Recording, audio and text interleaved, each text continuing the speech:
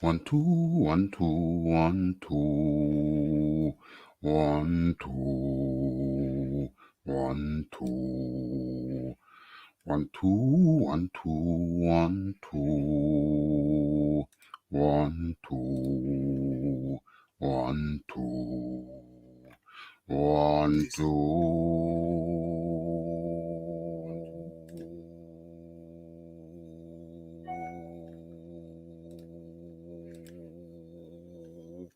Damn, I ran out of breath. Okay, what's going on? Yes, yeah. Hold on, I don't like that stuff. Hold on. It missed the beat. Let's go again. Yes. You are in tune to Boxing Talk with Rafi. Where is it? Where's the thing I'm looking for? Still haven't found what I'm looking for. Okay, let me get the title up. Let me beautify the area. You know how I do. And then once the area is sufficiently beautified. Hold on, what's going on? What's going on? Oh yeah, you can get rid of that. Boom. What's this? Get rid of that. Boom. What's this? Get rid of that. Boom. Okay, let me put this in so you know exactly what you're looking at. And you found exactly what you're looking for. And let me continue with the beautification process. What I write this in? Boxing and UFC. Okay, let's go. Let's get rid of that. Boom. Still haven't played the intro. Still haven't played the video intro. Boxing and UFC. Yeah. UFC talk with Rafi. Let's get that up. Let's see how that looks. Boom, boom, boom. Boxing and UFC talk with Rafi. Yes. And now what's left to do? What else do I need to do? Oh, yeah. How could I forget? How could I forget at a moment like this? Get that out. Boom. And get this in. What is it?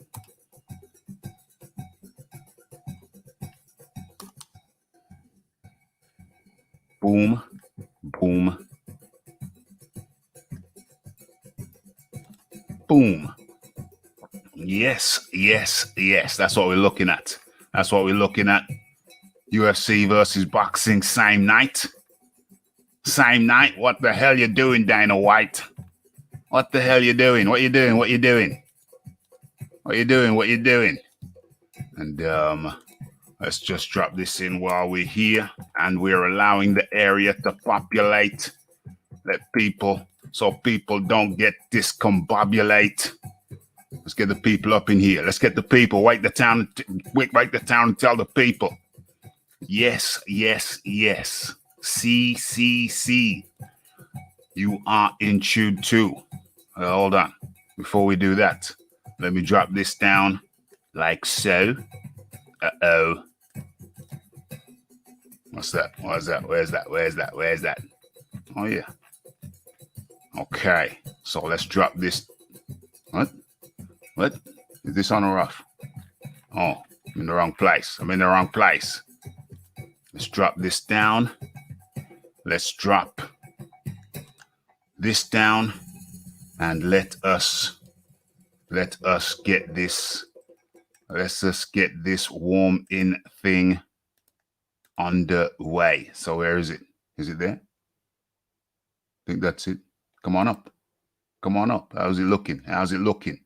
Too much space? Can't see shiz nicks. Oh yeah, there it is. You're on the time delay. But before we do anything else, let me try this. Let me try that. Before we do anything else, it's only right and proper. It's only fitting that we get this thing started with the robot, the Raphael Dawkins Combat Radio Butler. So let us attempt to do this. Let's go.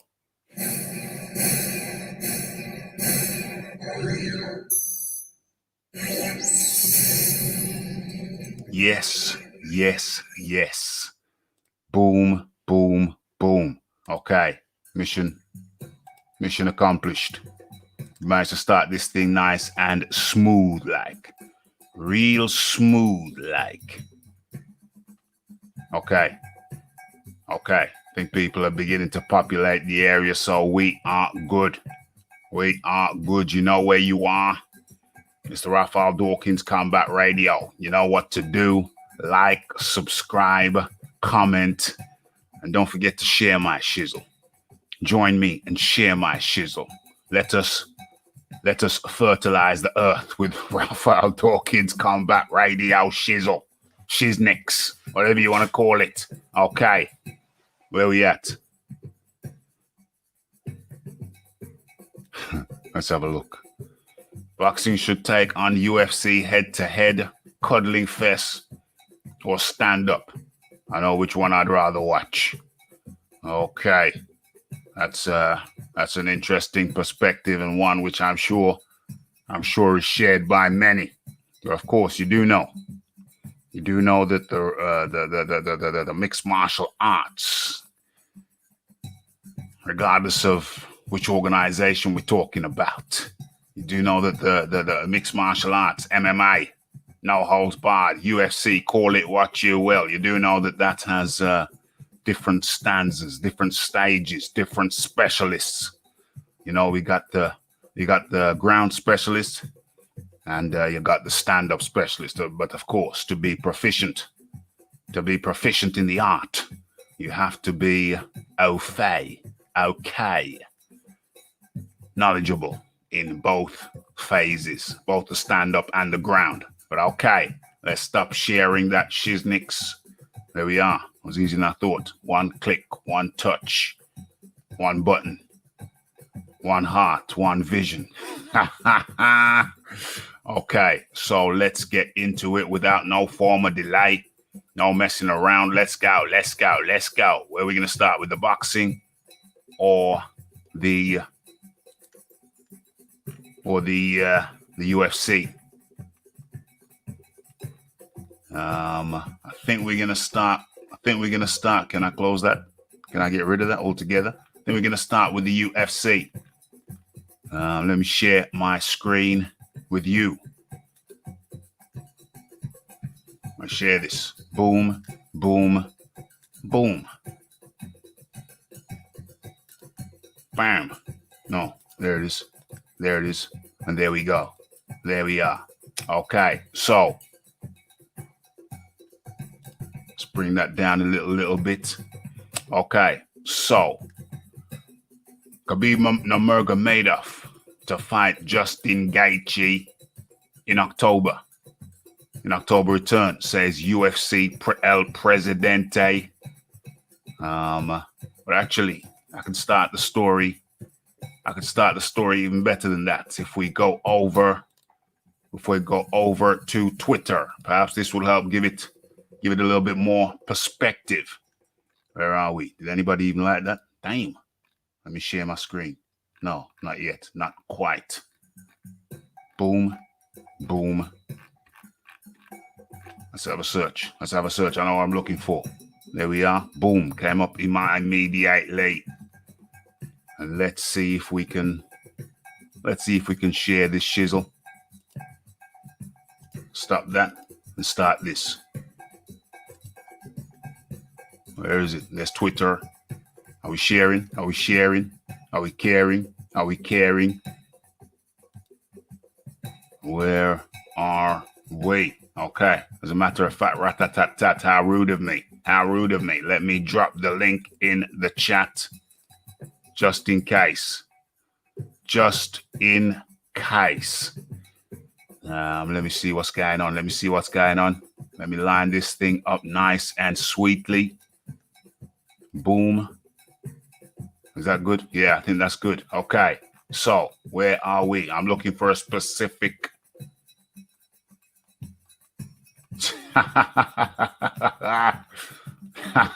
Let's hold on.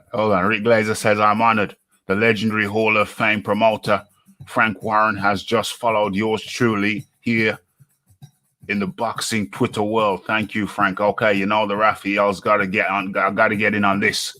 You know the Raphael's got to get in on this. I might have to set up. That's gonna be cheeky. I might have to set up a double header. No. Let's be politer. I might have to. Oh no. Let's go even sweeter. Let me do this. Let me give it a nicer delivery. Damn, Rick.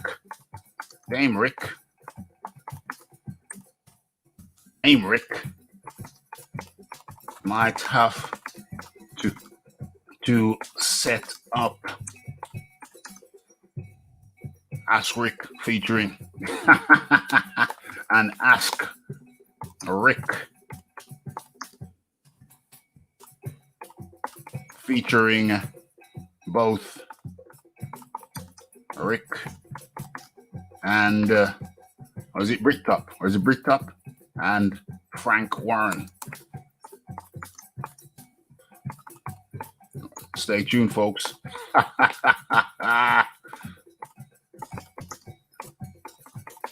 Stay tuned, folks. Gotta give it a smiley face. But you never know. If you never ask, you don't get. What's this? Oh, damn. I gotta reduce this down a bit so I can locate the smiley faces. There we are. Which one? Yeah, that's the one. Nah, is that too frivolous? Does that make it look too frivolous? No, it didn't take anyway. Maybe it wasn't meant to be. Or have I got to take it down again so I can see the emojis? Damn it. Let me say it as if I'm serious. Where can I rub my... Where's the hand rubbing going on? Oh, this? Boom. Is this the one? Will that do? Yeah. I think that'll do. Because I've got no hash key. On my keyboard. I'm going to have to go over here. Where are we? Yeah. Rafael Dawkins, UFC, boxing. Yeah. Copy. Boom. And paste. Hold on. Yeah. Let's take the UFC off. I don't want to offend Frank Warren. Let's do it like that. Boom. Anything else I need to do? Picture? Anything? No. Put a bit of color in there. Yeah, put a bit of color in there. What are we looking at? I don't normally do. Boom. Yes. So we drop that in now. And where is that? You know, Rafi had to get in on the action. Congrats. Monster blocked. Don't flip him off, Rick. His account block button is happy. Don't flip him off, Rick. His account US block button is happy. His account, damn, I don't know what I was trying to say. Okay, so damn, Rick might have to set up a Ask Rick featuring both Rick and Frank Warren. Stay tuned, folks. You know what? I'm going to like my own comment. How's about that? Somebody retweet that. Okay. So, let us not forget the reason. There's why we're in here. And the Rick Glazer thing. There's a specific reason because it's going to give me a good setup. Where the hell's that tweet, Rick? Where the hell is that tweet? July 27th. What's the date today? It's the 29th. Have you retracted your tweet? Rick? Don't tell me you've retracted your tweet and you got me looking for something that no longer exists. Oh, here it is. It was in front of me all the time. It was in front of me right time. It was right under the one I just did. You see how sometimes you can't see the wood for the trays? Do you see how sometimes you can't see the wood for the trays? Okay, but anyway, We found it now. That's the main thing. And let's see what Rick Glazer had to say. Looks like Dana White has real disdain for Steven Espinosa.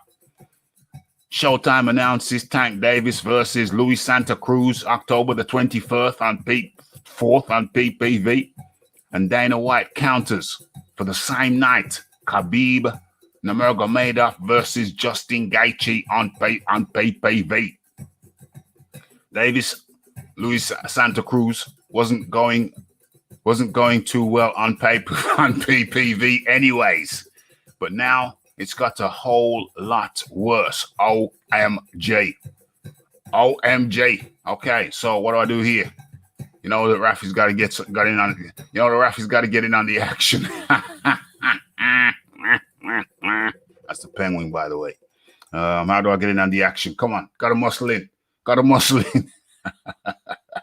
How do I respond to this? Don't worry, folks. We're going to get into the articles. Very shortly. But, you know, the Raphael Dawkins marketing department have told me, just sent me a message, and I've got to do this. We've got to be seen. We've got to be seen out there. So how do I do this? Okay. What are you seeing? What are you seeing over there?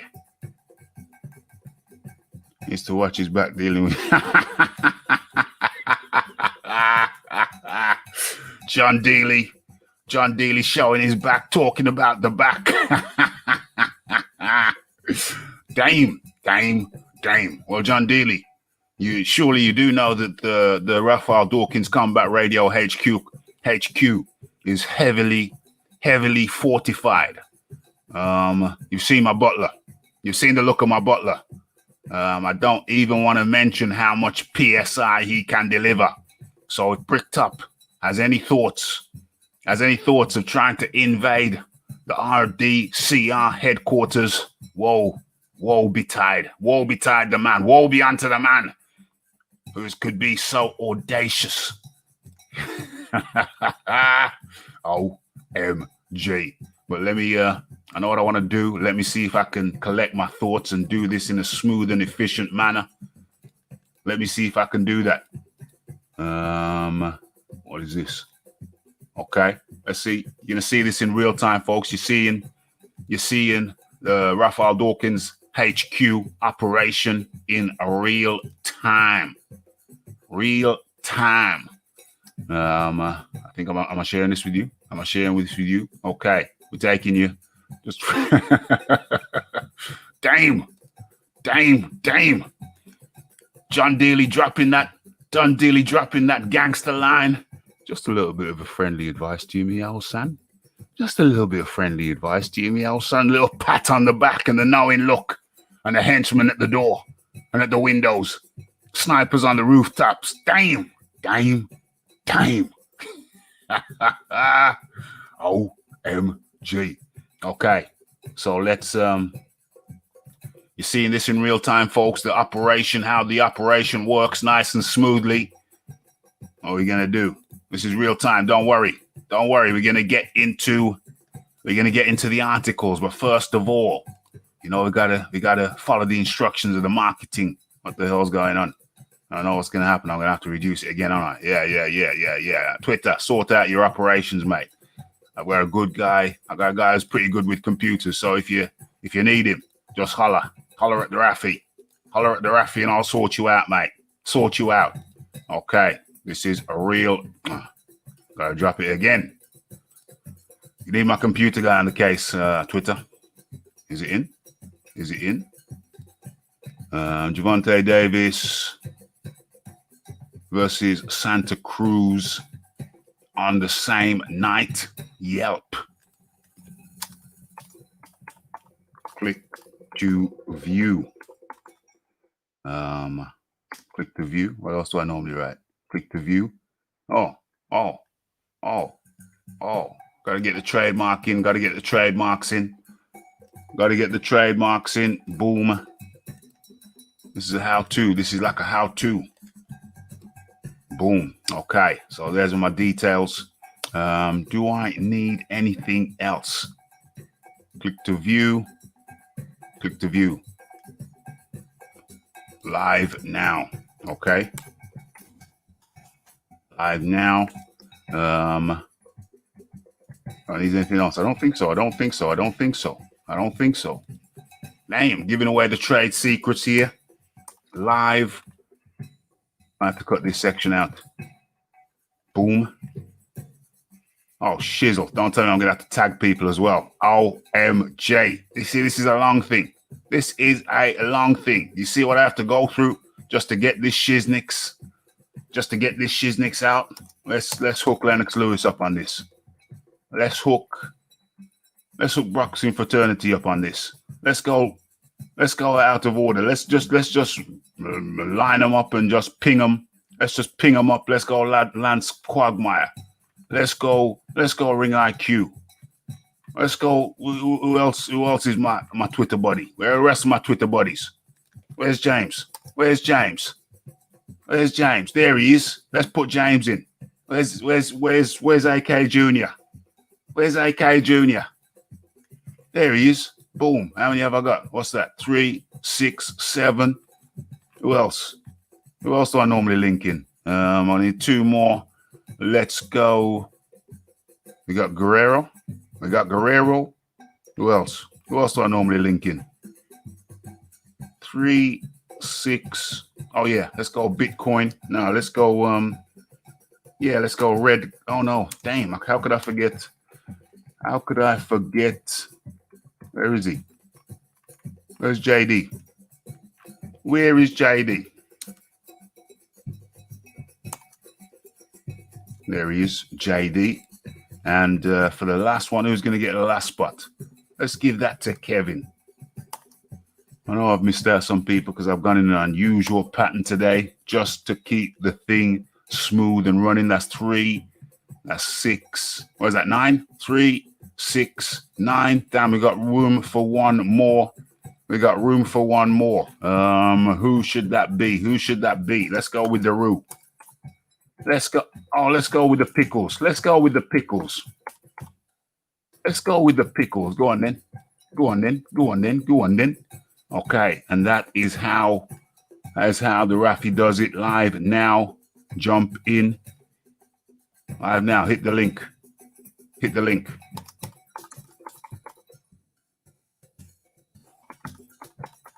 Okay, that was a live tutorial on how to tweet.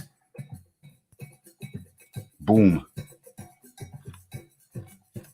Hold on. Was that a response? I should retweet this shiznix. Was that a response or a retweet? Let's retweet this shiznix.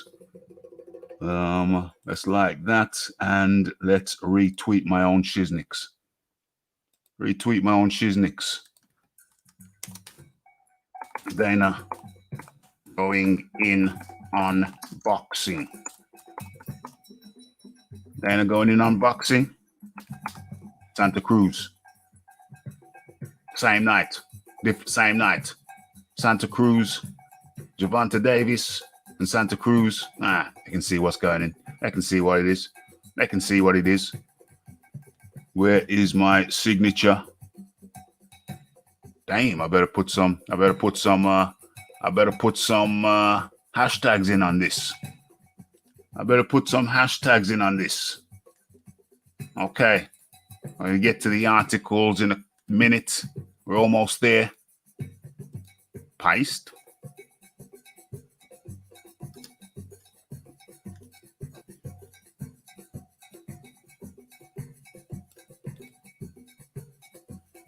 Paste. Boom, boom, boom. Okay. Are we good? Retweet it. Retweet my shizzle. Retweet my shizzle. Smack the like button myself. Okay. So we're now good. Now we're good. That's how you tweet, folks. That's how you tweet. One-on-one live tutorial.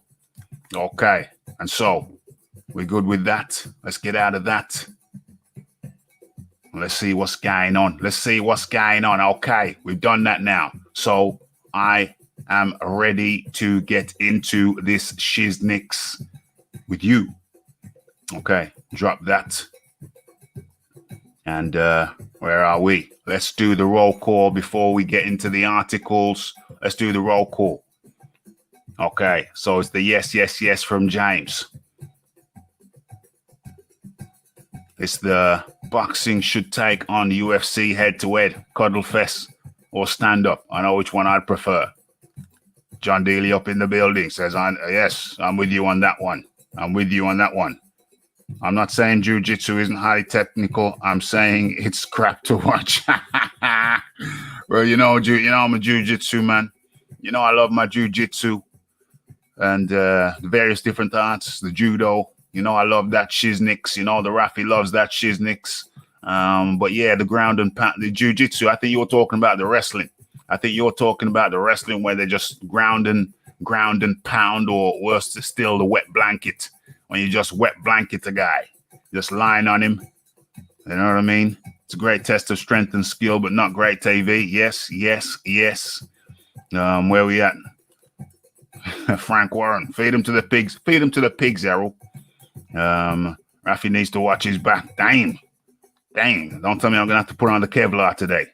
Don't tell me I'm going to have to ride my bike with a Kevlar on today. Dang. Trouble with boxing is the matchmakers losing the fans. Yeah. Just a word of friendly advice, Raf. Just a word of friendly advice. Oh, dear. Canelo is the same night as Tyson Jones. Are they going ahead with that, Shizniks? Because that is going to be a heavy date. That Cinco de Mayo date. I thought that, well, damn. Don't summon the guy. Don't summon up the Dixon Siders. Freddie Mars up in the building. Yes. Lay Craft up in the building. Okay. Ready. Let's go. Let's crack on. With this shizniks. Right. So let's pull up the first article. Boom. Oh, we don't need that no more. Where's the boxing one? Where is the boxing one? Okay, there it is. Don't see why it's dropped so far down the list. Is this even gonna? Okay, so Gervonta Davis, are you seeing this? Well, let's drop this thing down anyway. Let's get this thing out of the way. Boom, boom, boom. Okay. Right. So let's get into this. Let's drop that. Come up this. Okay. So Gervonta Davis versus Leo Santa Cruz. Intriguing matchup. Okay. One of the gems of the Showtime Premier Boxing Champions schedule is set for October 24th. And that will be against Gervonta Davis versus Leo Santa Cruz. Okay, so that's when Gervonta Davis and Leo Santa Cruz are scheduled to fight for titles in 2 weight divisions. One, a secondary belt in a new Showtime bubble at the Mohegan Sun Casino, Uncasville. Or is that Connecticut? Okay. So we'll see whether the matchup will generate a big pay-per-view numbers, but it's difficult to find fault in the main event. So Davis, 23-0, 22 KOs. He's one of the most gifted young fighters in the world and resonates with a wide swathe of fans. Santa Cruz, 37-1-1, 19 KOs. He's a proven volume-punching warhorse who doesn't appear to be slowing down at the age of 31. Damn, Santa Cruz is 31. Okay. So it doesn't get much better than this in an era when it seems elite fighters work as hard to avoid one another as they do in the ring. Damn, this is a good article. I hadn't read it prior to going live, but yeah, definitely poignant point right there.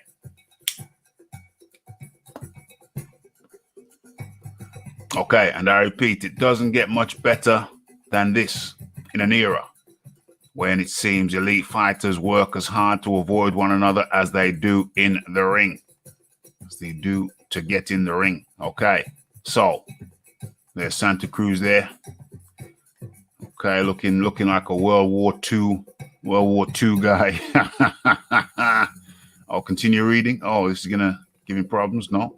Leo Santa Cruz outpointed Miguel Flores. Miguel Flores to win a title in a 4th division.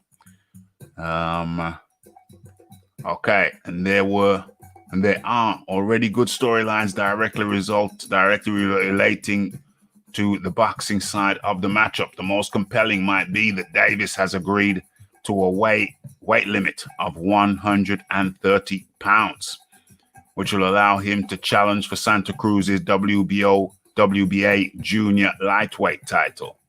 Davis, WBA regular, 135-pound belt also will be on the line, but Boxing Junkie doesn't recognize that title. Damn. Vasily Lomachenko is the WBA lightweight champion. Okay, so they don't recognize the WBA junior lightweight title. Okay, so trying to say it's some kind of Mickey Mouse belt. Still, the fact that the fight is scheduled to take place at 130 pounds is interesting. Very, very interesting. Davis made the move up to 135 pounds for his last fight, a 12th round knockout of Yorkis Gamboa. Okay. Yorkis Gamboa in July of last year. Damn. Can he even make 130 pounds at this point? Interesting.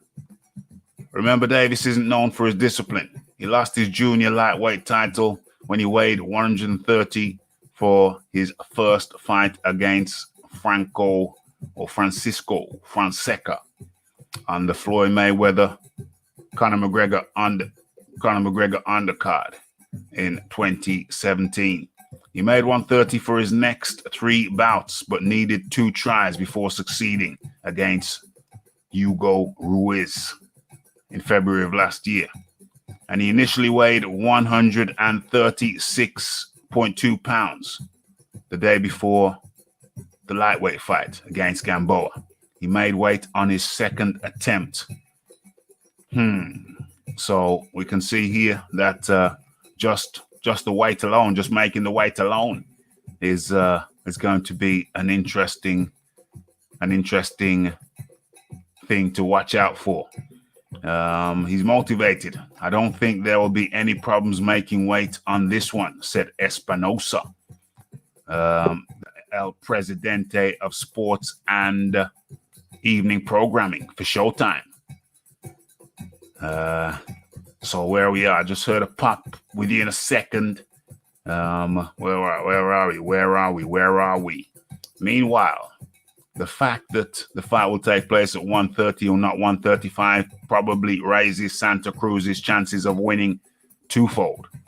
The 3-division title holder from Los Angeles area was a 126-pounder only 2 fights ago. And while he outpointed Miguel Flores to win his 130-pound title in his debut at the weight in November, he didn't look particularly sharp. That raised questions about his effectiveness at 130. So the question is raised, can Davis make the junior lightweight limit? If he can, what will Santa Cruz do? Go through with the fight anyway? What do you mean go through with the fight anyway? And can Santa Cruz be as effective at 130 as he was at lighter weights? So henceforth, Davis versus Santa Cruz gives a lot of fodder for discussion. Yeah, I haven't read this article, but it's very damn good. I'm glad I clicked on it. Who's it with? Who are these people? Huh? Who are they?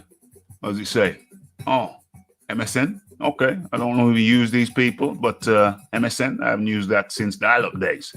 But very, very interesting article.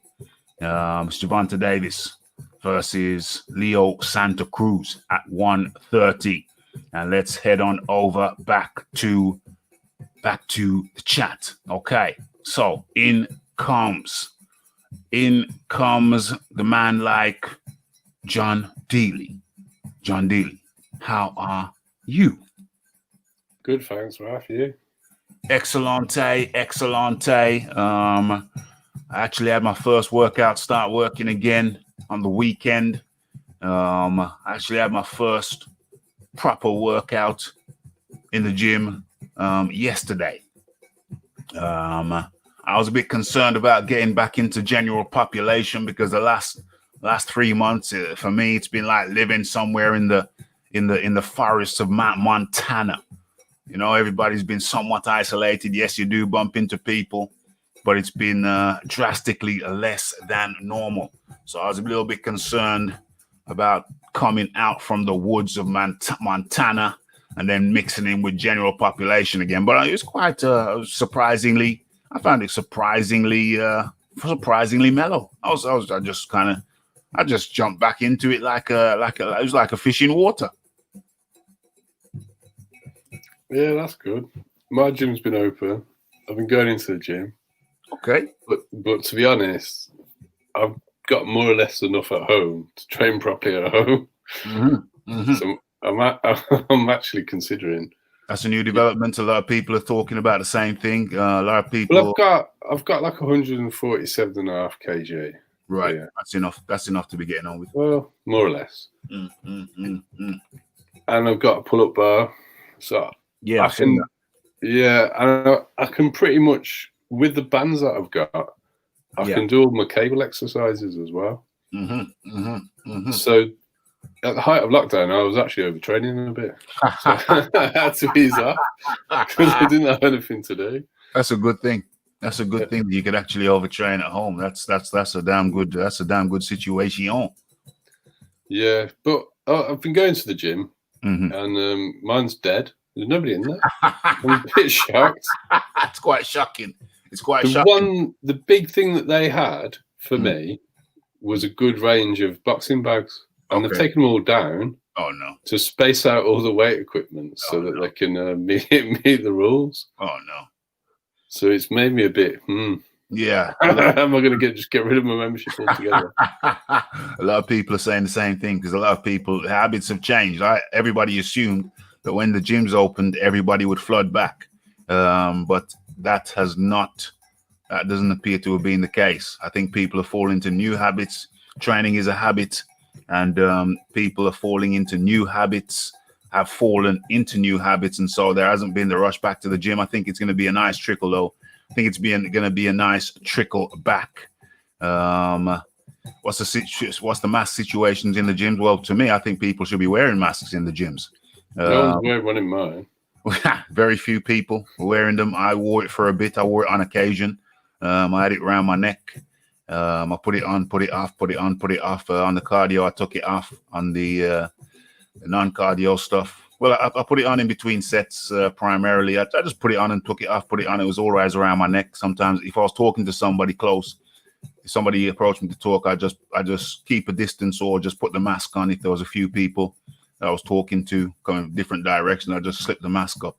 Just told them no offense, and everybody was cool. Everybody understands. But we look at the situation over there in USA and certain states where they're saying it's anti-American. It's anti-American to wear the mask. We do what we want to do over here. And we look at certain places like Los Angeles where the COVID thing, or the pandemic thing, is rising. And you look over at Japan where the thing is pretty much damn well under control. They're wearing the masks, they're wearing the gloves. I was a little bit skeptical. Raphael Dawkins, you have 14 Facebook notifications. Okay, thank you for that. I'll check that out later. And so, I was skeptical. I didn't know, but I've come to the conclusion. Yeah, it makes sense. It makes sense to cover your face. It makes sense to wear gloves. I mean, I'm not wearing gloves, but what I do is the gym now, they've got stations, they've got cleaning stations. You're recommended that you clean the machine before you use it, because the twat before you may not have. And you clean it after you use it. And really and truly, that was the old protocol back in the day. That was the old protocol. You had the cleaning stations where you had the blue roll, the blue tissue roll, and then you had the squirty bottle. And that was the old protocol, and they got rid of it. Never understood why, but now it's come back, and it needs to stay permanently. Likewise, the protocols in the supermarkets, where you get the blue paper and the squirty bottle, and you even clean your hands before you go in there. And then with me, I use the blue paper. I squirt some. I don't even touch the squirty bottle. I have enough paper so I can hold the squirty bottle with the paper, so my hand never touches it. Squirt it out on the paper, wipe my hands with that, and then I use that to wrap around the trolley or the basket. So I don't never touch the trolley, never touch the basket. I don't even touch the dispensers.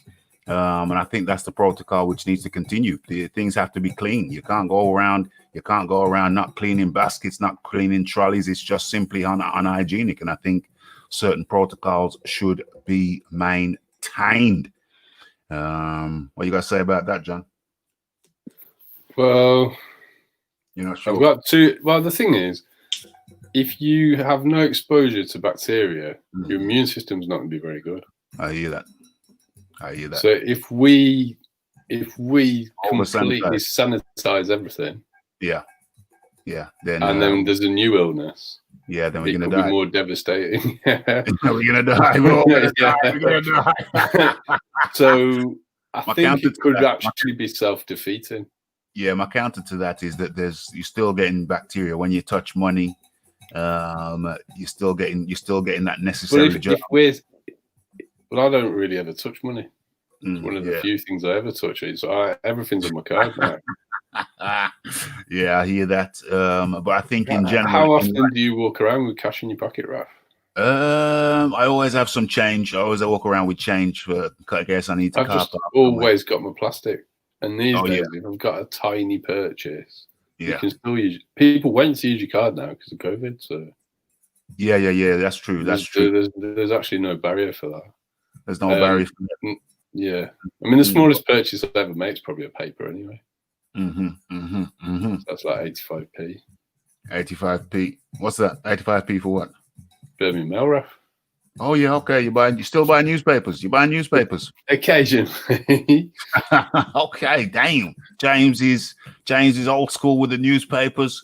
Fair enough. My counter to that is that I agree with that. However, I think we're still touching things. We're still picking up bacteria just going around. But yeah, it's a good point. It's a fair point. We can't over sanitize. We cannot overtize. Masks and exercise is dangerous. Yes. Too much. You're breathing back in your CO2. Yeah, I understand that point. However, there are masks. Well, we've got quite a strict 2 meter rule in our gym. Yeah. It's quite strict. Every other machine is X'd off. So things have been spaced out. Yes. Okay. I'm also probably a bit selfish at the moment because I think I've had it. Oh yeah, I got you. But I mean, that does also mean I probably can't give it to anybody as well. Okay. So that's an interesting point. You had it before. Can you get it again? Can you pass it on? Interesting points about the COVID, the pandemic. If we can pass it on, Raf. Yeah. It's not going anywhere until we've got an effective vaccine. But then a vaccine is going to have limited value because you can get it again. Yeah. Would you take the vaccine? Would you be up for it? No, because I've had it. Okay. The vaccine is very controversial. I've never had a vaccine in my life. Do I start now? You've never had a vaccine, Raf? Oh, you mean when I was a kid, when I was a child? Yeah. They give you the vaccines when you're a child, but as an adult, no. I've not had one since my polio one. But... Yeah, exactly. The kiddie one. But those are like you have loads when you're a kid. Okay. Yeah. I've had a tetanus as an adult. Yeah. Other than being a child, I've never taken. Never had a tetanus, Raf. That was a kid. I think they give you that when you're a kid. No. Tetanus is every 7 years if you cut yourself with any type of metal object. Have I ever cut myself with a metal object? Nothing. I mean, I don't know if you're accident prone. I used to be very accident prone. No, I'm absolutely not accident prone. I'm a risk assessment guy. I fell off my bike a few times, and that's about it. But I don't think I've ever cut myself with a metal object. No. I've had a couple of paper cuts in my time, but other than that, opening envelopes. But other than that, 9. Mandatory vaccines, yes or no? Well, up to the individual. Me personally, I'm not into it. I believe in just trying to be clean and trying to have a good immune system. That's my route, but that I'm not a medical doctor, and I am in no way trying to influence people one way or the other. I'm just talking about my own personal preference, as is John Dealey. You're not a medical doctor, are you, John? No. No. No. Only right. No. I feel like richer and have a more secure job now for once. OMG, wouldn't we all? Okay, shout out to Rafi for pumping out good content. John Dealey, always a good guest to have up in the area. Yeah, John's been over here for a long time. I like Wingy. He's got good energy. It's Aaron Daly. It's Wingy's boxing though, isn't it? Yeah. Well, he's got the wingy. Yeah. That's how I know him though, from his podcast. Oh yeah, I got you. Aaron Daly. He's always got good energy, and when I hear him talking, he's always very positive, which I like. Yes, 100%, 100%. Hell no to the vaccine. Okay, so where are we? Oh, another comment here by James Jameson. I hope Leo stops Tank. Tank lacks endurance. Blowing out his rear after 4 rounds. Well, he went 12 rounds last time, though. But he went 12 rounds against a shot Gambo with 1 leg. Yeah. I see what you're saying. But he go 12 rounds. He went 12 rounds. Gambo shot going up with 1 leg. He went 12 rounds. We're going to get onto this, because what got me on here in the first place was in the article. This was too juicy for me to pass up. They had Tank Davis and Elite Boxing in the same sentence. OMG. So what would Tank Davis need to do for you to prove himself to be an elite boxer? Fight somebody in his own weight class to start off with. Mm-hmm. Every time Tank goes up in weight, all the people from the weight division below on the PBC have to fight him because he's a little fat bully. OMG. That's stage 1. Yeah. Stage 2 would be not blowing up and looking like a fat frog in between fights. He's like Kermit's fat brother. OMG, hilarious. And he hasn't even got... do you want stage 3? Or... Yeah, go. Yeah. Really well, actually take on some elite opposition. Mm-hmm. And I'm sorry, Leo Santa Cruz outside of featherweight does not qualify. It does not qualify at all. And if Tank, why is Tank moving up to lightweight and then straight away going back down to 130 pounds to fight a career featherweight? Yeah. Because he doesn't want to take on the elite, perhaps. Well, because he's not. Tank may have had some talent initially, but that talent has been spent and squandered through not fighting anybody who's a real test and a total lack of discipline. I mean, let's take Ricky Fatton as an example. Ricky was a good boxer. Yeah. But he got sparked by 2 elite boxers, partly because if you're constantly going into fat camp, your punch resistance is going to be affected. There's no way for me. Yeah. I think punch. I don't believe. Hold on there. We've got somebody claiming to be the PED. So we're about to find out whether this is a real PED or a fake PED. Okay. Let's go. PED. Right. Get your cock out.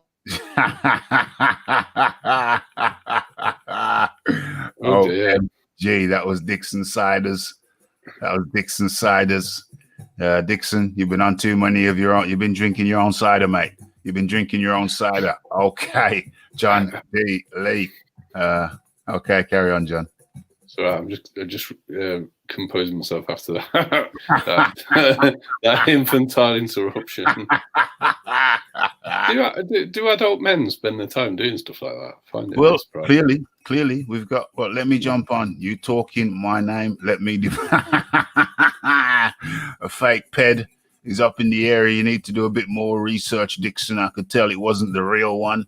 Talking about the real one. So since you was flapping your gums, my friend, and I invited you, I invited you to come and say your piece, speak your piece, come with your ammunition, come with your gripes, come with your tears, come with your gripe water, come with your dummy, come in your pram, and you failed to materialize. Remember, Red Glove Militant has agreed to host the clash, Rafi or the Ped, because you're the one who wants the war, yeah? So the Ped versus the Rafi. Red Glove Militant, you haven't shown. I went live Saturday. Did I go live Friday? I went live Saturday. I went live Sunday. Did I go live Monday? Where are we today? Wednesday. Yeah, I must have gone live Wednesday. So you've had 3 opportunities. You have not materialized. And Red Glove Militant has said he will host it if you want it on a neutral platform. Although everybody knows that everybody gets a fair shout over here. So wherever you want it, come on. But it's been 3 times, 3 different nights where you've declined to show, and you may show up here to vent your spleen. This is Ped. You're talking about me. You were talking about me the other night. Okay, Dixon Siders, jump on in again, and we'll listen to you a bit closer. But you got to remember, the Ped comes from a particular region in the UK. So when you jump on, try and have the right accent. Yeah. Ped's always had his own avatar, not some. Yeah, he's not blank. Background. He's not blank. But I didn't want to say that to this fake Ped. Yeah, but the fake Ped may not know what his actual avatar was. Okay, well, the fake Ped has come back in. Let's give him a chance. Let's give him a chance to air his. To vent his spleen, and let's go. You're out, Rafi! How are you, mate? You all right? Stop lying about BFTB. Stop lying about 78. Stop lying about Blue Blood. Stop lying about Thanon, yeah? We all know you're a fraud. Bye-bye. Oh, dear.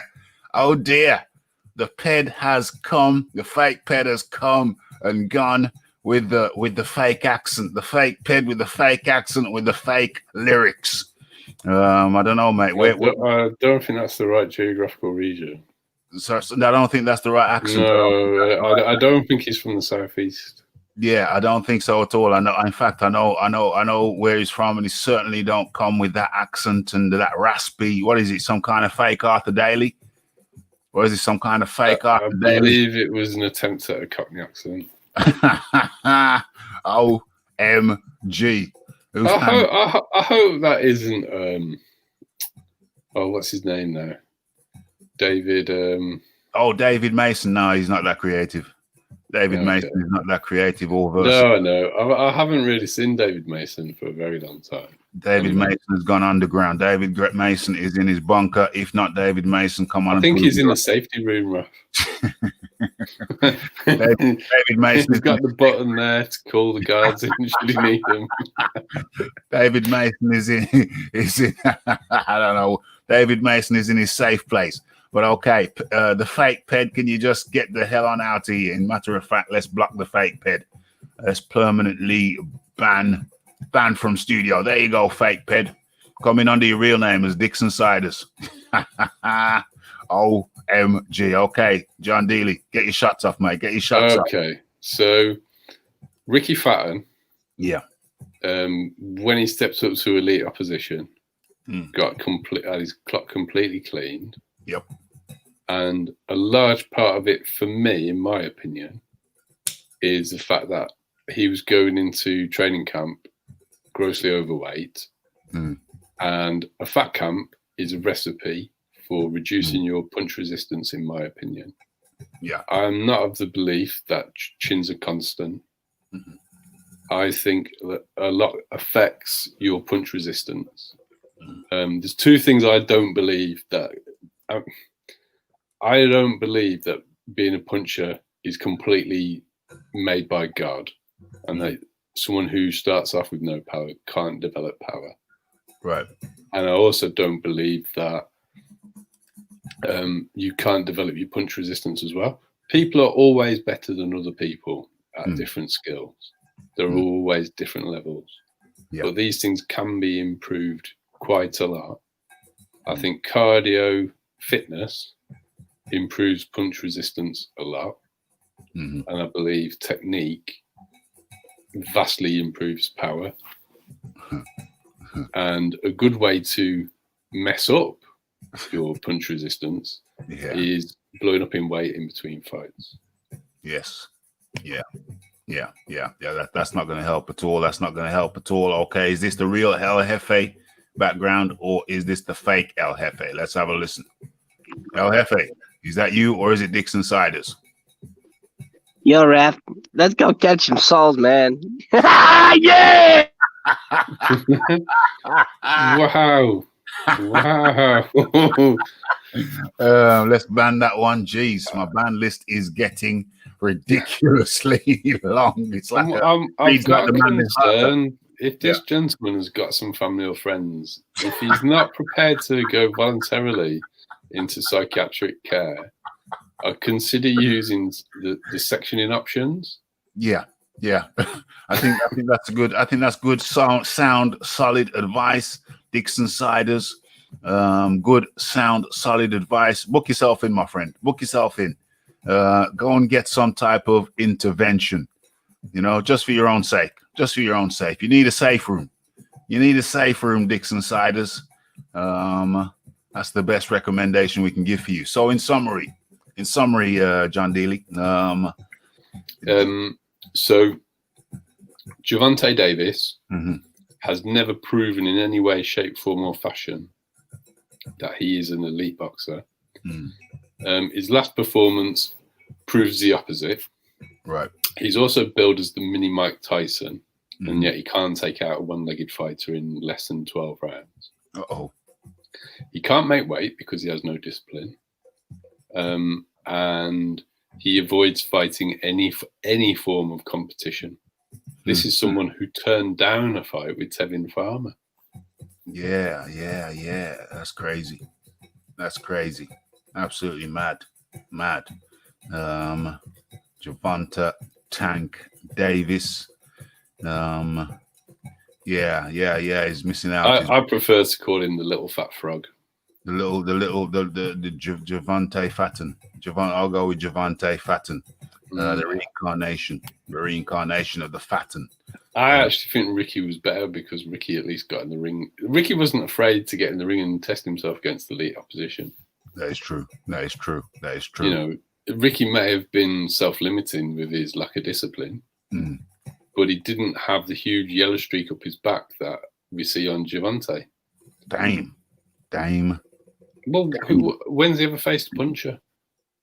Well, he's got that Deontay Wilder. Doing the PBC route. It's doing the PBC route. But even with the PBC route, sometimes there comes a time when you got no choice but to bite the bullet and go in with a worthy adversary, as we're seeing with the Charlo brothers right now, going up against Jason Rosario and Derevyanchenko. Iron King, Iron Kong, up in the building. Freddie Mars up in the building. The Gucci Kid up in the building. So we're adding those guys to the list. Guys, make sure you smash that like button. Hit the subscribe button if you have not already done so, and be sure to make sure you've hit the bell icon and selected notifications. If you don't want to miss out on the notifications, that's the thing to do. Where are we? Yeah, what were you saying, John? I think I was talking about Gervonta Davis's yellow streak. The yellow streak. I'm not sure I'm going to put it all down I think there comes a point when yellow streak or not. I'm not sure. I'm not co-signing on the yellow streak. I think it's a PBC thing. It's a PBC indoctrination, the PBC way. Why take a hard fight when you can take a lesser fight? Keep your championship, keep your medals, keep your belt, keep earning optimal under those conditions. Do I agree with that? Hell to the no. But there comes a time, even under that regime, where, it comes a point where you got to fight the best. You got to fight the best. And I think or certainly people nearing the best. I mean, arguably, Derevyanchenko beat Triple G last time out. And we know for sure that Jason Rosario, he certainly beat the brakes off J-Rock, Julian, whatever his proper name is. But so that's the thing is, Raf. Yeah. I'm not going to put it all down to PBC. Okay. Particularly with Gervonta Davis. There's two things. But first of all, the 154 Charlo has got a good resume in the 154 division. And he hasn't really dodged.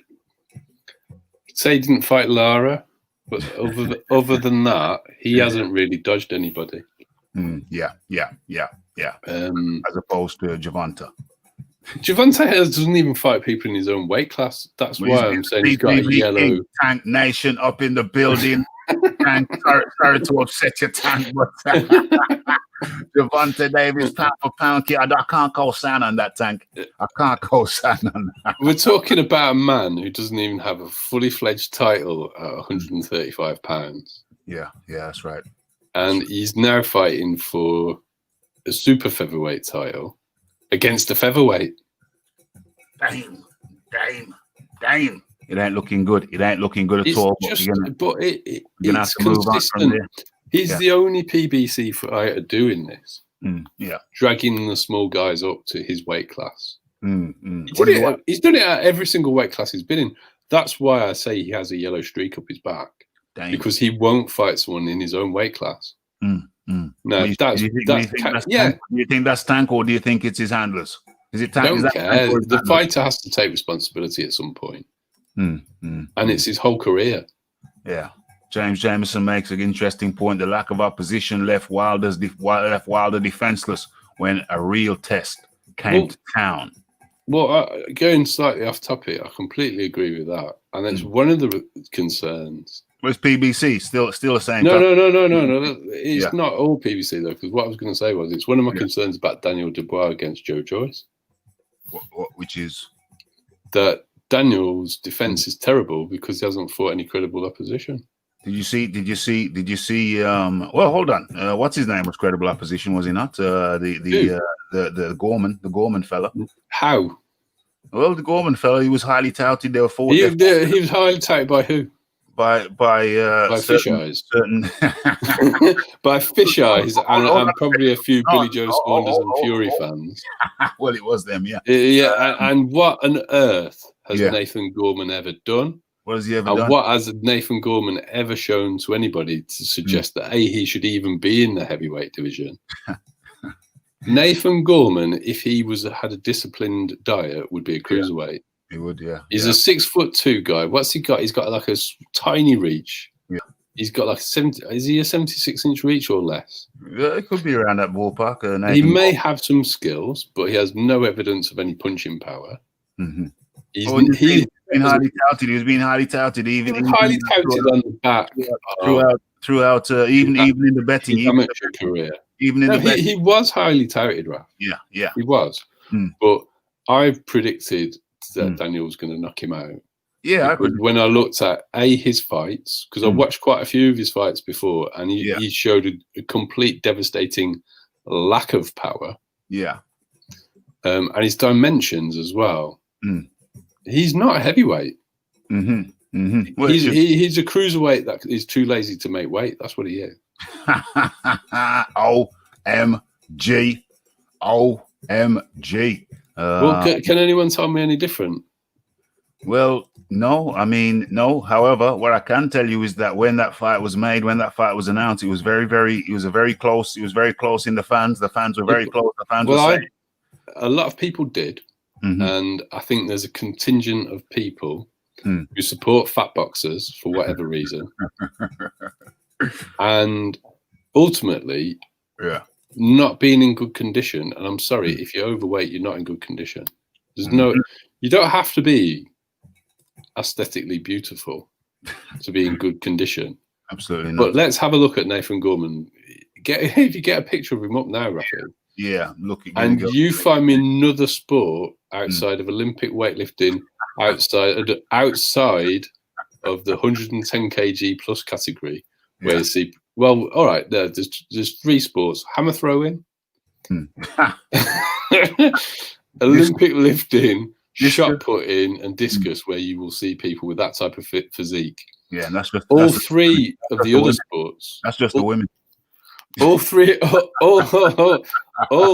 those other sports are not endurance sports. Boxing in professional ranks is an endurance sport. Yes. Now, Nathan has got skills, I believe. Yeah, he has some skills.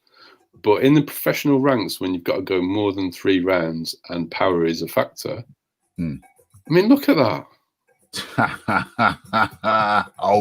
OMG. And what's his dimension? I'm going to box Recky's dimensions. Yeah. Let's get that up. Let's get that. Oh, what the hell has happened? Damn, stop. What did I do? What happened? Just tried to click this damn thing, click this picture. Should have just come up, shouldn't it? Why has it go to a video? That's not the objective. That's not what I was looking for. What happens when I do that? Nathan Gorman is 6'4.5" tall. Yeah.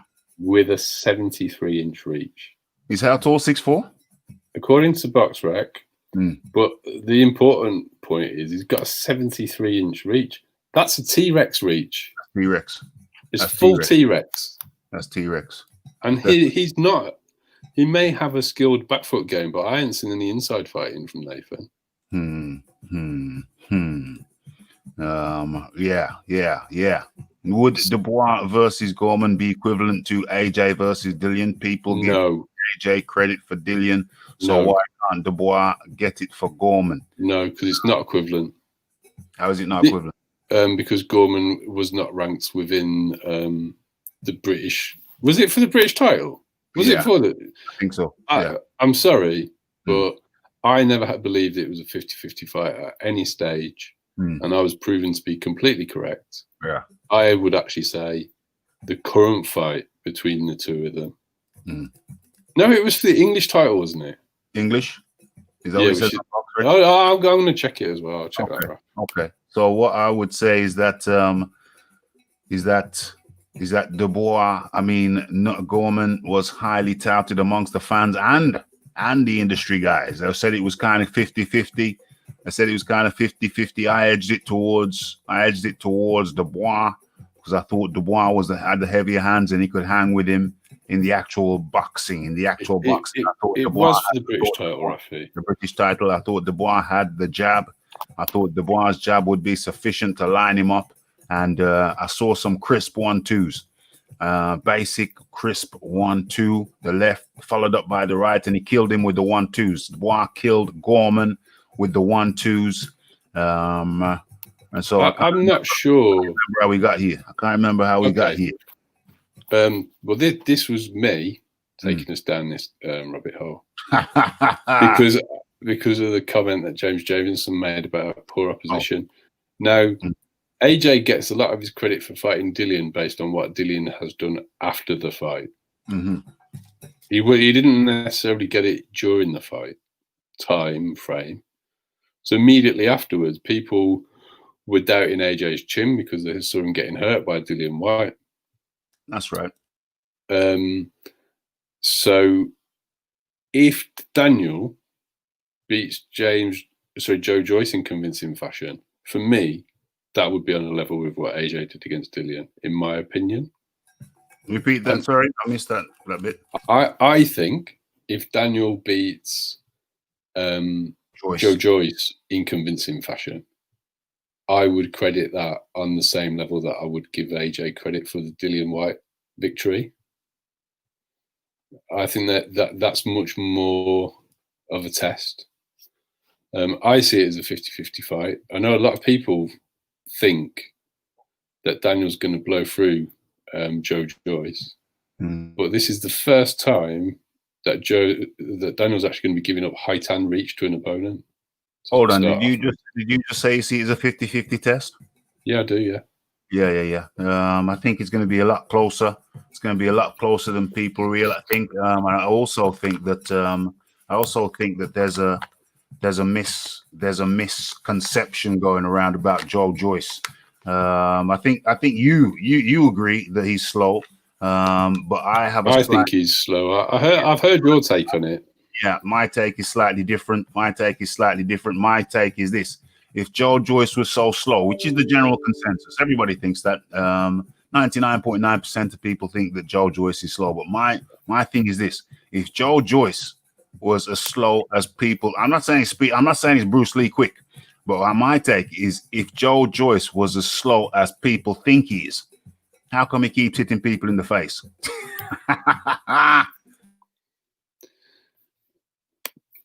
Well, I can come back to you on that. Yeah. I'll come back to you on that because I think he is slow, but I think he's effective. So I think it's the volume of punches and the body and head combinations that enable him to land. Because you may be able to defend one, but they just keep coming, and heavyweights aren't used to that. He's also pretty good at disguising his punches, and he fires from very unorthodox angles. Yep. So I think he's crafty. I think he's accurate, and I think he's quite relentless. So I think that makes up for the lack of speed. Because hell to the yes, because if he's got all those things, you see, crafty, puts disguise on it. All of those traits you just mentioned enable a boxer, enable a fighter to land on their opposition. So what I say is, it don't matter how slow people think he is. If he's still landing, then that's the key point. Are you landing or are you not? Are you landing or are you not? That is the key point. So if somebody could be slow as a sloth, if a man is as slow as a sloth, but he keeps hitting you in the head with concussive blows, and he keeps hitting you in the liver with concussive blows, then how slow are you really? Or how does it matter? Or does it matter? I tell you somebody else who I thought was slow, George Foreman. I actually think Joe. Let that just sink in for the people. Let that just sink in for the people. Let that just sink in for the people. I put it to the people. I tell you somebody else who was slow, who I thought was slow, and that is, he goes by one of the most successful heavyweights in recent times, George Foreman. No nickname. Didn't need one. John Daly. George Foreman 100% was slow. I also think he was less crafty than Joe, but he had absolute ridiculous power, and he had a great engine. And I think George had a very good chin. So what he was good at was cutting off the ring. He was very good at that, and he was another body and head merchant as well. Yeah. So, and it didn't really matter if George hit your arms, because you weren't going to be able to keep your arms up if George kept hitting them. You weren't going to keep your arms up if George kept hitting them. And let me intersect there, and let's go to the chat. Don't ignore the chat. Remember, folks, you are in tune to boxing. Well, it's not actually boxing talk. We're talking boxing and UFC today. Where is it? Boxing and UFC talk with Rafi. And we're looking at, what's the topic? I forgot what the topic. Let's get the headline up. Where's the headline? There it is. Why won't it show? Oh, there it is down the bottom. Okay, so it's Khabib versus Gaethje and Gervonta Davis versus Leo Santa Cruz on the same night. I think that's October the 24th. It's the UFC versus boxing. I haven't got to the UFC article yet, but you know what it is. Gervonta Davis versus Leo Santa Cruz on October the 24th, and Khabib Nurmagomedov versus Justin Gaethje on, surprisingly, October the 24th. Remember the fight recently where they not too long ago where the boxing, I think it was a top ranked card if I'm not mistaken. Was it? Oh no, it wasn't top rank. Wasn't it a Kovalev fight? Wasn't it a Kovalev fight that got held back because the UFC main event was playing? So they held back the boxing main event. Yeah, it could have been top rank. They held back the. Was it Canelo? I'm pretty sure it was. Are you sure? Yeah. I'm pretty sure. Canelo actually changed his date. Not the date. They held the fight back. I mean. Oh, yeah. No, you're right. You're right. On the same night. They didn't want to clash. They held back the Kovalev versus Canelo. They held it back. It happened on the same night. They delayed it. They kind of, I think Kovalev and Canelo were sitting around for about an hour because the UFC main event was happening. I can't remember what the main event was, but they held it back. They let Kovalev and Canelo sit it out. And actually, one step better. They actually showed the UFC main card while they had the boxers waiting to come out. Top rank, I think it was. No, that's DAZN. It's DAZN because Canelo. Kovalev is with who? I think Kovalev. No, it's Canelo, Raf. Sorry. Oh, yeah. So it's Canelo. That's DAZN. Canelo's DAZN. And Golden Boy. Yeah. Golden Boy and Kovalev is with. Is he with the Duva? He's with Kathy Duva. I think he's with Kathy Duva. He's with Kathy Duva. He was HBO. And then from being HBO, I think he's floated around a bit. So that is the background. And what did I break away for? What did I want to say? Oh yeah, I wanted to give the title of the piece, what we're talking about today, and also just remind everybody as you come in, smash that like button, smash the subscribe button. You are in tune to Raphael Dawkins Combat Radio. We got John Daly on the mic alongside. And we're talking about the UFC. We're talking about boxing stroke UFC. But right about now, we're talking about Joe Joyce. We're talking about the heavyweight scene. Started off with Daniel Dubois. The linked it back to Nathan Gorman. Should he even be a heavyweight? We're talking about Joe Joyce. Joe Joyce, people say he's slow. 99.999% of people say he's slow. Rafi says slightly different. Rafi said if he was so slow, how come he lands? And how come he takes people out with headshots? And how come he takes people out with body shots? If he is so slow, how is he doing what he's doing? And John Daly is coming back with some counters to that. And I also mentioned another slow heavyweight. The slowness didn't stop him from being great. Does slowness stop you from being a great heavyweight? And George Foreman says no. John Daly. Well, speed was speed's a great attribute to have. But it depends on the totality of the package. So timing beats speed anyway. If we want to look at some of the fastest hands in the history of British boxing, we're not looking at one of the most successful British boxers because we're looking at Amir Khan. Good point. So speed isn't going to do it for you alone. People, not to go on to this for a long period of time. No, I'm not. I don't even know if I'm going to go there. I don't want to go. Well, maybe don't go there. I won't go there. The main point is George was slow, and there he is. George was very slow.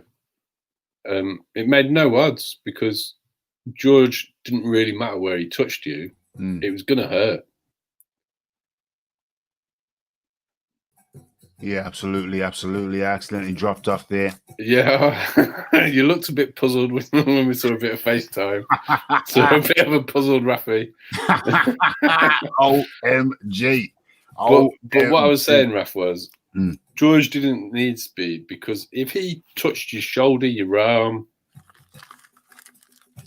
glancing blows that weren't very accurate, it was going to hurt.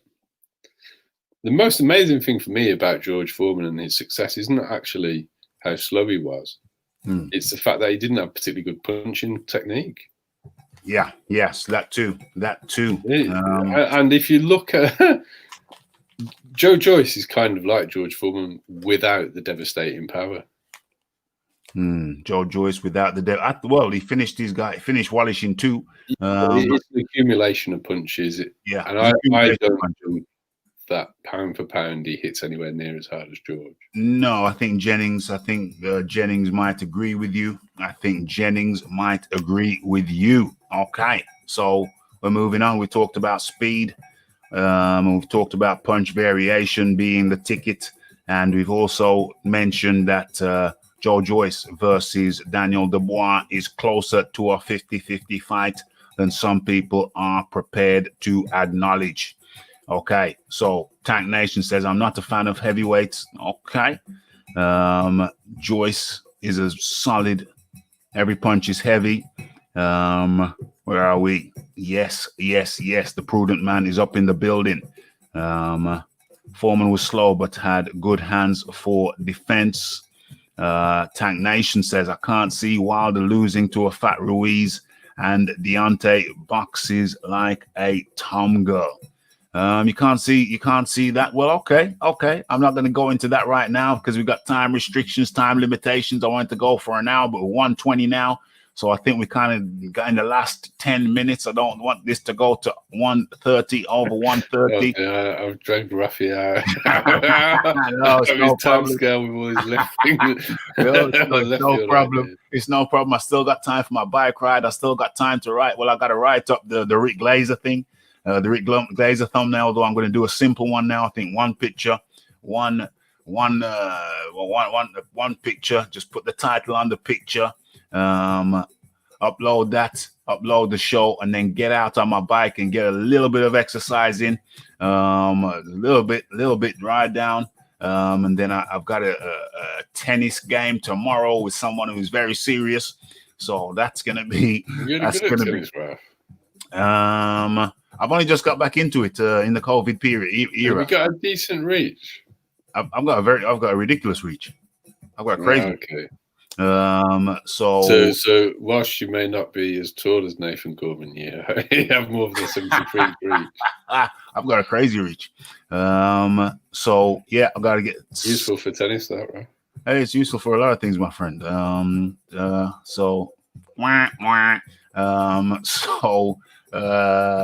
Yeah, I'm laughing at my own joke. Just give me a second. I got the giggles at my own joke. This is crazy. This is not good. It's not professional. Okay. So where was my train of thought? I don't see Wilder losing to a fat Ruiz. Well, I actually do, but we're not going to do this for this time because of the time restraint. The thing is, he avenged his loss. So if you want to talk about Deontay Wilder, let's see Deontay Wilder avenge his loss, and then we can have another conversation about. Well, let's see Deontay Wilder avenge his loss first. But that little fat Ruiz, I'll tell you what, mate, that little fat Ruiz was underrated, but Rafael Dawkins did not underrate the fat Ruiz. I'll pull up one of these days. I'll pull up my prediction. The thing with Andy is Andy doesn't go into fat camp, so his punch resistance doesn't get affected. Because if you are a big guy of 270 pounds, the chances are you're going to be able to hold a bit of a punch. Yes, so yes. You might not have the best movement, but it's probably going to be difficult to get rid of you. Yeah. Okay, so James Jameson being unkind to my buddy Tank. Let's keep this kind of polite. Let's keep this polite because we ain't got no enemies in here. Everybody's good in here. So let's keep this nice and polite. Okay. So as we move on, let me get into this thing here. Where is it? Wilder can't beat Fury. There we go. Tank is a logical guy. So let's get into the last stanza of this thing. Where are we? Let's share this. Boom to the boom. Khabib, kaboom. Okay, was this CNN? Never used this site before. Very much Never had it up on screen. Who's that? Who's she? CNN Business. Okay. Yeah. Looks like serious business. Okay. So Khabib Nurmagomedov. How's this showing up on the screen? Let me have a lookie. Okay. So, where are we?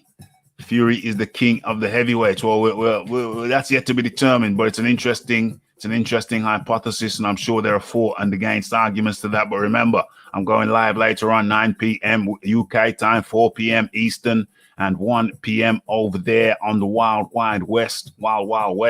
And that is Ask Rick, 9 p.m. UK time, 4 p.m. Eastern, 1 p.m. Western. That's tonight. So be aware of that, and that's why this isn't going to be a particularly long one, although 1.5 hours is long enough, really. And if you want to, what else do I want to plug? Is there anything else I want to plug? Oh yeah, be sure to follow me on Twitter. Follow me on Facebook, Raphael Dawkins. Follow me on Twitter, Raphael Dawkins Combat Radio. Yeah, so there's lots of ways to follow, and of course, if you have not hit the bell icon on the subscription area there, you need to do that, because you'll be missing out on some very, very good content that's going out over here on Raphael Dawkins Combat Radio. It's a good place to be. It's nice, healthy discussion. Okay, so let's get into this thing here with Khabib Nurmagomedov. Let me rattle this one off. Okay, so Khabib Nurmagomedov to fight Justin Gaethje in October return, says UFC El Presidente Dana White. Okay, and I scroll down here, a lot of stuff moving around. Don't know how it looks on your screen. Let me take another lookie. Yeah, okay, that looks fine. So Khabib Nurmagomedov will return to the octagon in October to fight Justin Gaethje, according to El Presidente Dana White. Okay, the UFC president let me try a trick here. Let me try a trick, and I hope it don't get me thrown off. Let me try a trick. Let me see if I play that. Will it play? Okay, how's that going to look on my screen? Damn, looks nice. Okay, so UFC president confirmed the long-awaited bout will now take place on October the 4th, after a difficult year for the Russian fighter. Nurmagomedov's father, and trainer, Abdulmanap, 57, died in a Moscow hospital earlier this month due to complications stemming from COVID-19 infection. Okay, it's been a very rough time for him, very rough time on him, White told CNN Sports Don Riddle. His father was a hero to him. He loved his father. They had a very close relationship, and it was very hard on him.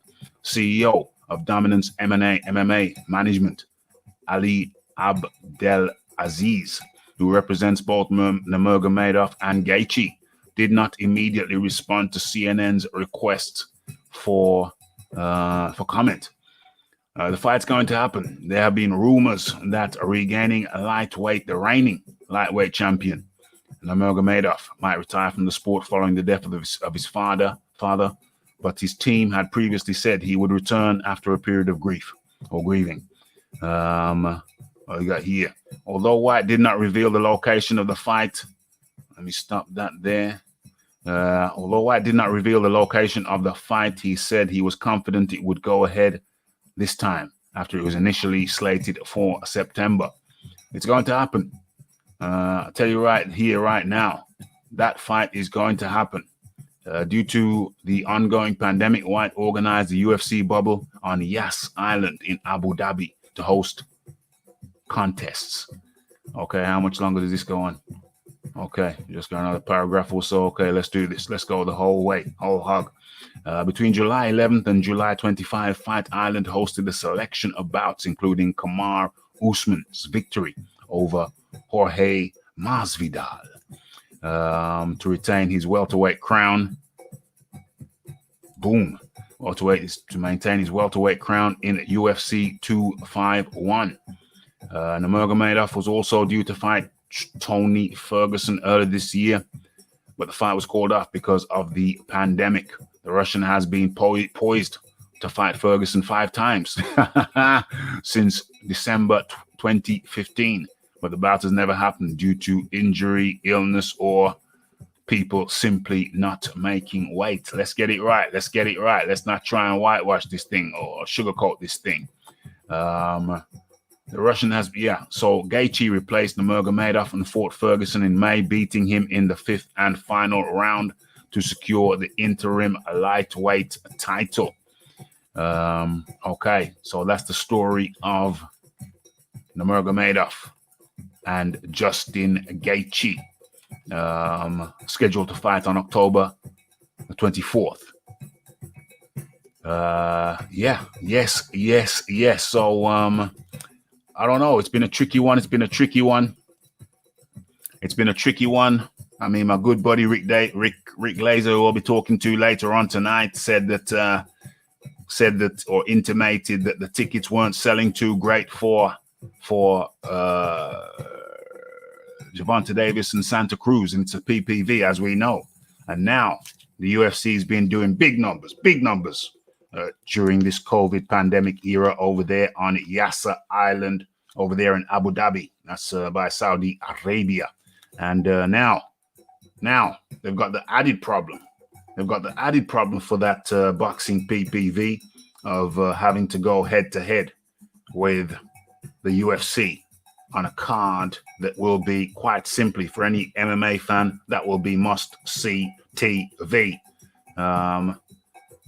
And for somebody who doesn't really particularly follow UFC, John Dealey, what are your feelings? What are your thoughts? What are your observations on this? I think Dana White's doing a bit of a propaganda move.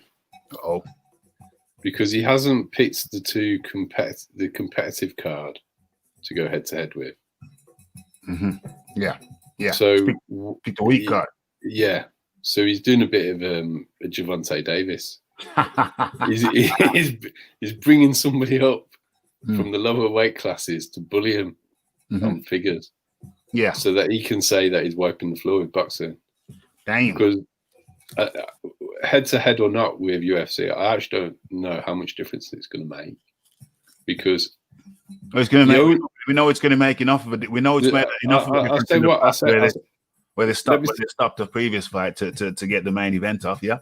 No. Let me get up my point, because this is the thing. If anybody's going to buy that pay-per-view, which one? It's the boxing one. Okay. It's going to be the Mexican American boxing fans, because it's going to be Leo Santa Cruz. Yeah. Because I'm confident that for the LDBC type fans, who would be the main supporters for Tank, a team stream.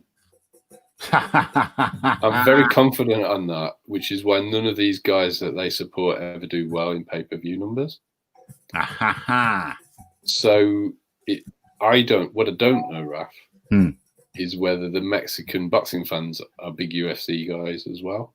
I suspect, off the top of my head, I will suspect so because back in the Dizay UFC, there were certain fighters. I remember reading a certain article by a certain fighter. He said that it was a bit of a dodgy article. He said that certain cultures are getting into this UFC thing, and violent cultures, and it was a bit disparaging. I can't remember the name of the fighter, but it did intimate that UFC mixed martial arts was taking off in the Hispanic.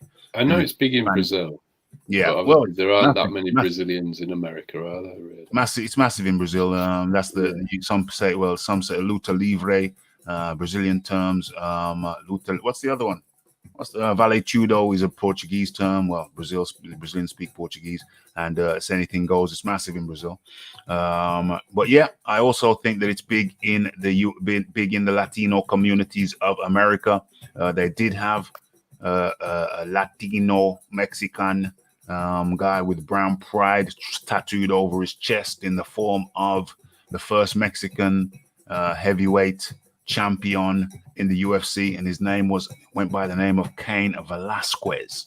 So I venture to suggest that the UFC has a very, very large presence in the Latino. Well, that'll be devastating to this pay-per-view that they're doing then, basically. Because I think that the reason that Floyd targeted Mexican fighters was because he knew he couldn't rely on the African-American fan base to buy his pay-per-views. Yeah. Or he would have fought more other African-American boxers. A lot of people think it's because Floyd didn't like that style. I don't think.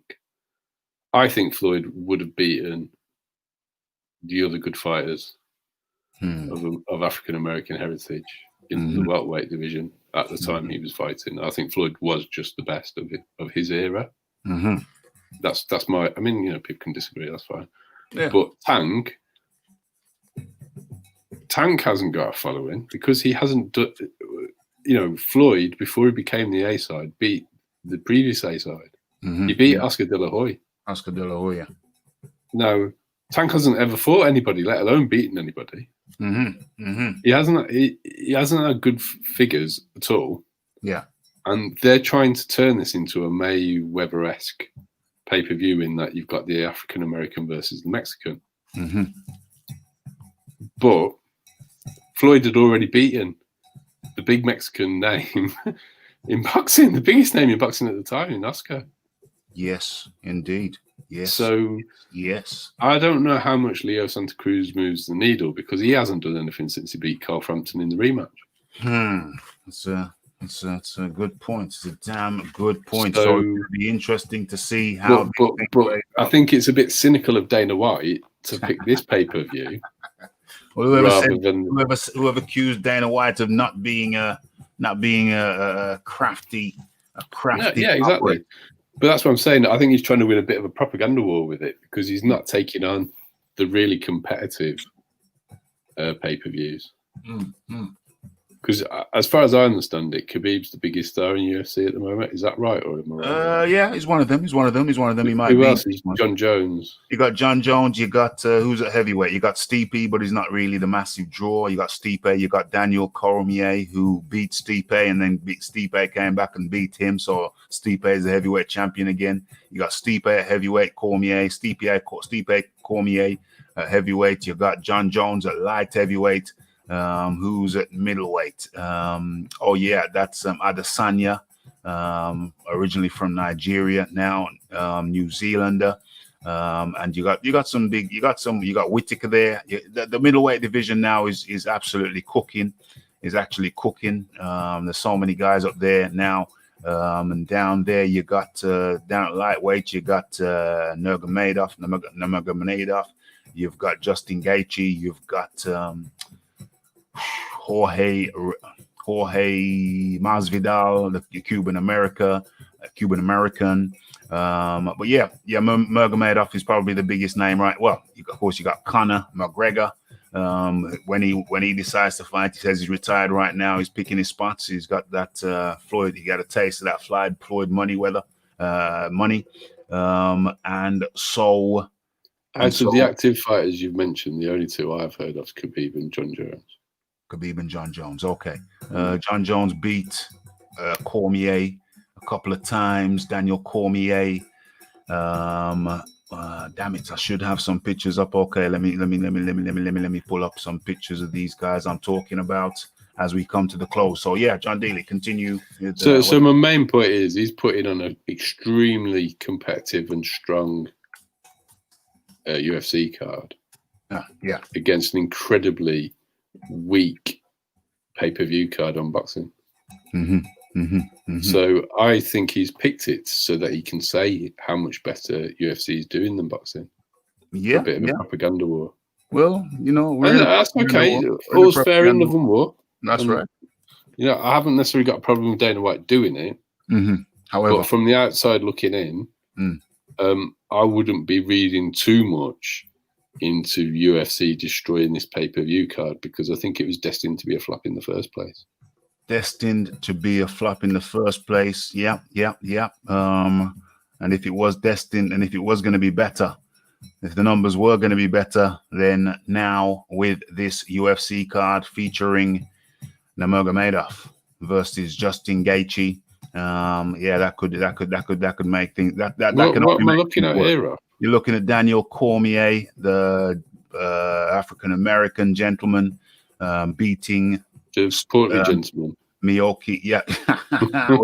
Well, he's very wide. Well, he used to fight at light heavyweight. And he originally fought at heavyweight. He's a shorter guy. Originally fought at heavyweight, destroyed everybody. Wrestler, primarily wrestling base and punching. Developed a good punch. Was knocking people silly, even though he was theoretically too small to do so. Then he dropped down from heavyweight to light heavyweight because his buddy and training partner, Cain Velasquez, the Brown Pride Mexican American. He was competing in the UFC at heavyweight. Daniel Cormier dropped down to light heavyweight when he came to the UFC, and then Cain Velasquez was out for a long time, suffering injuries, and then Daniel Cormier responded positively to offers made to fight Stipe Miocic. How old is he? He's got to be late 30s now. He's coming up to retirement age. He's very thick and muscular, very effective, and he's got a lot of girth. He's got a lot of girth, but I can see that benefiting you in wrestling, though. Yeah. But he's a great wrestler. Don't let the girth fool you. Don't let the girth. No. I actually think it would be hard to wrestle somebody with girth. Oh yeah, and the height as well, the short height. It worked for him. So he beat Stipe Miocic, who was the American. Well, the Croatian American. What's the weight limit on light heavyweight, Rob? Light heavyweight 205. So it's cruiserweight effectively in boxing. Yeah, 205 is the limit for light heavy in UFC, and 265 is the limit for heavyweights. So Daniel. There's a limit. Yeah, 265 pounds. So Daniel Cormier beat Stipe. That's a bit heightist, you know, Rob. Who was the reigning heavyweight champion. He beat him against all odds. However, Stipe came back and beat him recently, and now the rematch is scheduled for later this year. So that is the story. That is the wrap up. I think we got to wrap it up. You are, Raf. We got to wrap it up. I'm just going to start asking you UFC questions. Yeah, I know. No, it's not the time and the place for it. It's not the time and the place for it. We're going to do that. The sun's still shining. I got to write up this Rick Glazer show, post it up so people know. I got to put it on social media. Oh, damn. Hey, people think that going live is just pressing a button. No. You got to do the prep. You got to do the thumbnail alone and putting it out on social media. That takes an hour. I like to design it and get it out there, half an hour minimum. And then you got to get all the topics. And when Rick's in the house, that Rafi's got to have at least 100 questions lined up, because you can't run out of Rick. Can't run out of questions for Rick. You got to feed the man.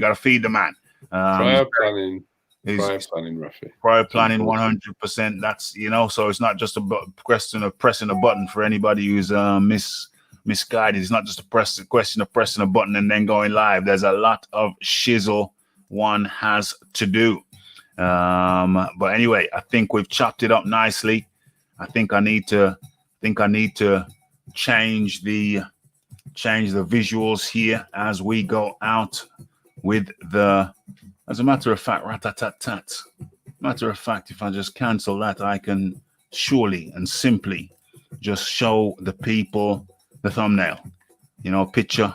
If a picture paints 1,000 words, then boom, boom, boom. And there it is. There you have it. As a matter of fact, hold on. How do we rearrange this? Oh, that's the problem when I do it that way. Because it just overcrowds everything. But if I do it another way, hang tight, folks. We're doing this live. With problem solving live. So I want to do this. I want to solve this little problem live also. So, okay. Yeah, that's good enough. It's not what I was going to do, but that's good enough. You see in the picture, you know what we're talking about. It's been Khabib versus Gaethje and Gervonta Davis versus Leo Santa Cruz on the same night in October the 24th. It's UFC versus boxing. Which one? I'll leave the question out there to you. Which one are you going to watch? Preference. I'm going to be watching both. No, probably. Never included that as an option, but that is, of course, an option. Never included that as an option, but of course, that is an option. Things are blazing off now. So your final words, you summarize it however you see fit. John D. Lee, you're going to be watching neither. Dana White's taking a leaf out of Gervonta Davis's book, and he's picking on the soft opposition. Game. And so with that, do I say anything on this? I think it's going to be interesting. I think I've said my piece. I'm going to be watching both of them.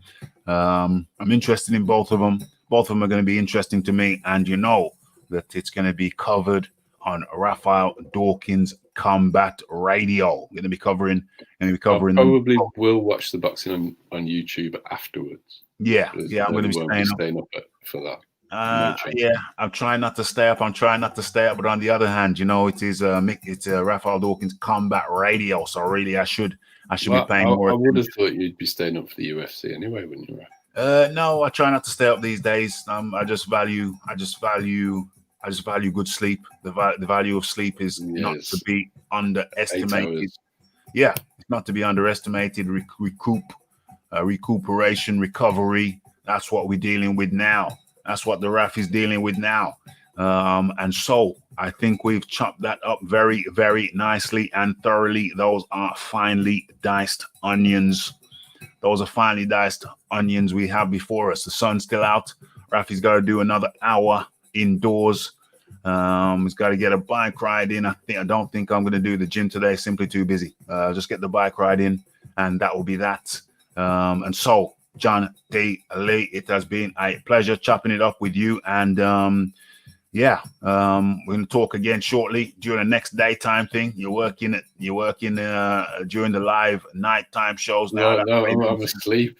Oh, sorry. I've been getting up at 2:30 to go to work. Oh, that's right. So that's why you don't see John Dealey on the evening shows no more. He ain't available. So John Dealey, much appreciation. And I think we're leaving it there. And I'm sure you'll catch the replay of the Rick Glazer, 9 p.m. tonight on Ask Rick. And so I think we've chopped it up. Damn. I think we've chopped it up a bit more thoroughly than I had anticipated, but it's all good value. It's all good value for the Raphael Dawkins Combat Radio crew. I don't know if there's much left for me to say, but still, I gotta line this thing up. Where are we? I see it over there. Now that's not it. Where is it? There it is. So let me share that, and this will take us out nicely. Where is it? There it is. And how are we looking on the screen? Let's make this thing larger. And yes. So what can I say? It's the Raphael Dawkins. It's the Combat Radio, joined by John Daly. It's a like. It's the subscribe. It's the comments. It's the shares. And it is the hitting that bell icon to stay updated with news and notifications. And don't forget about the live show. Don't forget to follow me on Twitter. And don't forget to tune in later on, 9 p.m. UK time, 4 p.m. East Coast, and 1 p.m. on the West for Ask Rick tonight. And nothing else for me to say other than blessed.